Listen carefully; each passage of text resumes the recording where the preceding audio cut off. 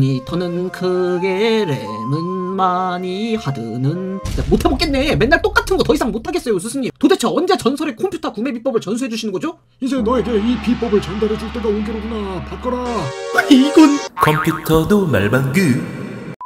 안녕하세요, 말방구 시험지 브라우저 딴뜨공트립입니다. 자, 최근에 인텔에서 10세대 프로세서를 출시를 했는데요. 그래서 저 역시 인텔 10세대 1900K를 사용을 해서 고사양 메인 PC를 한번 바꿔보려고 합니다. 저 같은 경우에는 영상 편집은 물론 게임까지 플레이를 해야 되기 때문에 그에 맞는 스펙으로 한번 구성을 해봤는데요. 과연 인텔 코어 10세대 i9 1900K의 고사양 데스크탑은 어느 정도의 퍼포먼스를 보일까요? 동영상 작업, 거기에다가 게임까지 플레이를 해야 된다면 오늘 영상을 끝까지 지켜봐 주셔도 좋을 것 같습니다. 자, 그럼 리뷰 들어가도록 하겠습니다. 고고고!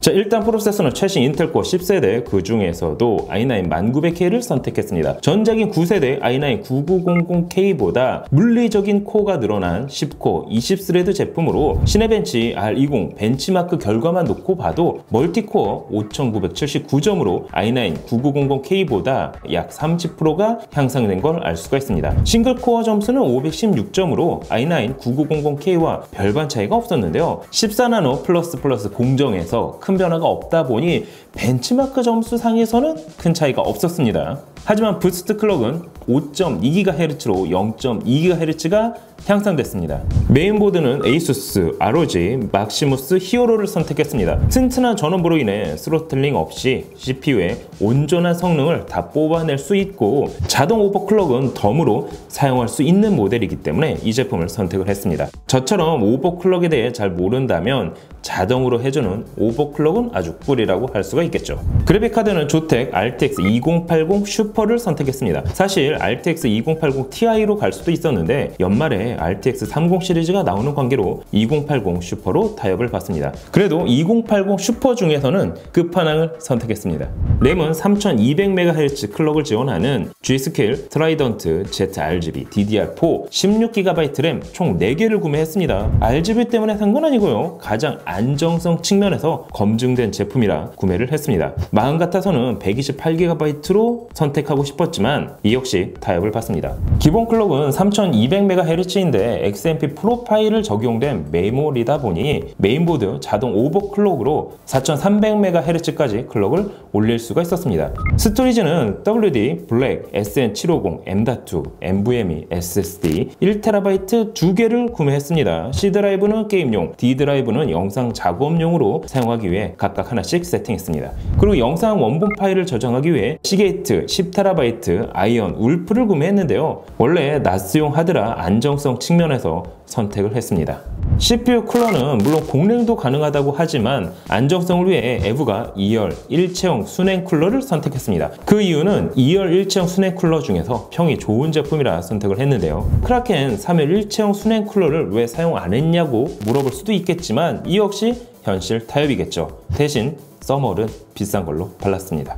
파워는 모듈 타입의 시소닉 프라임 GX1000을 선택했는데요. 다음 세대의 RTX 30 시리즈가 어떻게 나오든 출력에서는 부족함이 없는 제품을 선택했습니다. 하드도 몇 개 더 추가할 예정이라 출력이 높은 제품을 구매했다고 할 수가 있겠죠. 케이스는 리안리 렌쿨2 거기에 라이저 키트와 RGB 스트립을 추가로 구매했습니다. 순정 옵션입니다. 모두 이렇게 구성한 가격이 인터넷 최저가 기준 약 450만 원이었는데요. 하지만 프로세서와 메인보드는 제공받았기 때문에 실제적인 비용은 줄일 수가 있었습니다. 그럼 실제 어느 정도 성능을 보일까요? 시네벤치 R20은 앞에서 보여드렸고 바로 그래픽스 코어로 넘어가도록 하겠습니다. 3D마크 파이어 스트라이크를 돌려본 결과 23716점에 그래픽스 코어는 28167점이 나왔습니다. 특히 RTX 모델인 만큼 레이트 레이싱 점수를 확인해 본 결과 6801점으로 높게 나왔습니다. 이 정도면 레이트 레이싱을 활성화한 상태에서 충분히 게임을 돌릴 수 있는 퍼포먼스라고 할 수가 있습니다. 자, 그럼 인텔 10세대 i9 1900K와 RTX 2080 슈퍼를 조합한 게이밍 PC의 성능은 어느 정도로 나올까요? 바로 게임으로 들어가 보도록 하겠습니다.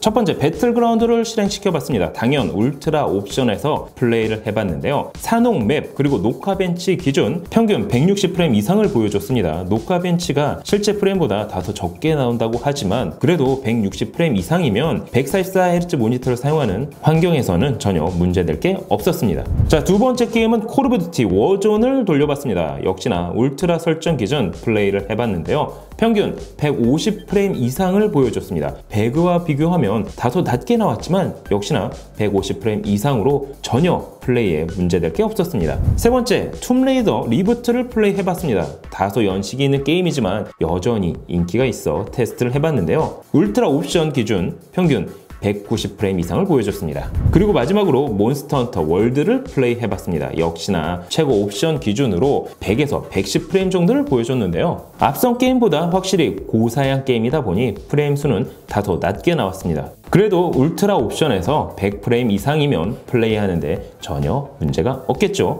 총 4개의 게임을 플레이해본 결과 모넌을 제외하고는 150프레임 이상으로 플레이가 가능했습니다. 이 정도면 144Hz 게이밍 모니터에서 프레임 저하 없이 모두 원활한 플레이가 가능하다고 할 수가 있는데요. 특히 온도의 경우 시네벤치를 구동해본 결과 평균 75도에서 최대 87도를 넘지 않았습니다. 하지만 게임 플레이 시에는 평균 약 65도가 유지가 됐는데요. 확실히 일체형 수냉 쿨러를 사용한 보람이 있었습니다. 자, 오늘은 정말 오래간만에 메인 PC를 바꿔봤습니다. 인텔에서 CPU를 보내주지 않았다면 굳이 컴퓨터를 맞출 확실히 돈을 쓴 만큼 보람이 있었으면 좋겠는데요. 작업용과 게임까지 플레이가 가능한 고사양 게이밍 PC. 이번 조합 여러분이 보시기엔 어떠신가요? 다음에는 AMD의 3900X를 조합한 게이밍 PC를 한번 맞춰보도록 하겠습니다. 그때 가서 좀 더 디테일한 비교를 해보도록 할게요. 오늘 영상은 여기까지. 항상 신기하고 재밌는 테크 이야기 말방구 시험실. 아직도 구독과 알람을 누르지 않으셨다면 지금 바로 클릭! 여보, 미안해. 또 질렀어. 이거 화상아!